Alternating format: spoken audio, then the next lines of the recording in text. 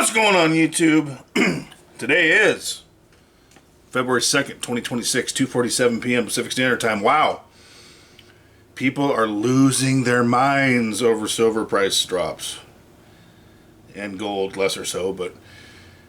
Okay, nothing in this video is financial advice. Do your own research, form your own opinions. These are merely mine. Gold, 46.71.70, down 231.12. Silver, 81.35, down $6 flat. Platinum, 21.28.70, down 73.60. I did sell a little bit of platinum today. I took a profit.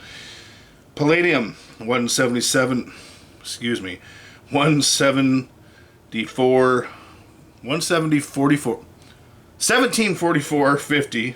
I don't know why that was so hard. Up 12.45. Gold to silver ratio 57.43 according to CMI. Ever since what? Thursday, Friday? God, I don't even know, man. I keep hearing all these people, oh my God, silver's crashing, it's the end of the world. By the way, cheers. Damn, that's good. Amazon had a deal on some zero sugar wild cherry Pepsi, so I took advantage. Take a moment to like, subscribe, hit the comment, or leave a comment, hit the like, do the same on Rumble, show some love. Friday, Thursday, I don't even know, but it's been nothing but silver's taking a bloodbath, blah, blah, blah. I'm not going to name the channels. These are not stacking channels. They do talk about stacking. And I like these channels. There's one in particular in my mind. Dude pulls out these charts and he goes, yep, with the silver getting crushed the way it is, that's a sure sign of collapse. And there's nothing wrong with history and studying the charts. In fact, there's a lot right with it. So that's not what I'm saying. What I'm saying is when the price has skyrocketed over this last bull run, it was the same thing. Well, everything's imploding. The inflation's, coming to a head. It's all over. Now that the prices are crashing, if you even can call it that, it's the same narrative. Now, I don't know about y'all, and certainly big moves one way or the other can be indicative of trouble and are indicative of certain troubles. I am far more concerned about the state of the world and the economics and the livability when metals have the bull run they had than I am about them having what I'm calling a healthy correction. Assets, stocks, bonds, real estate, gold, silver, platinum, palladium, crypto, whatever, they don't just do this all the time. They do this, okay? And some of them do this, but they do this, right? And it amazes me that, first of all, I had a lot of people tell me, and this was back when prices were less than they are now, but they were heading this way. It's like, eventually it's going to pull back. No way, man, it's never going down again. Well, apparently you don't know how things work. Those who said that. People are freaking out. Number one, this is a healthy correction. If it would have kept going the way it was going until the end of time, think about the catastrophic nature the world would be in. It would be insane, dude. Number two, I posted a video about this. Some shops weren't buying silver, period, end. And that's what happens a lot of the times when the prices reach a certain point. And they like to say the smelters aren't buying. And yeah, sure, that's true. But it's mostly the prices that cause that. And when you have these pullbacks, you get what we have now, which is where a lot of shops are starting to purchase again because they're moving the product throughout, in and out of their doors, both to the general public because it's more affordable than it was, and to the smelters. That's number one. Number two, well, actually that's number two, because number one is prices don't just keep going up and up and up and up and away. It doesn't work that way. And number two is the buying and selling. It's healthy for metals to continually being bought by some and sold by some. That's where we want to be, because that means we have liquidity if we want to shift from being a buyer to a seller.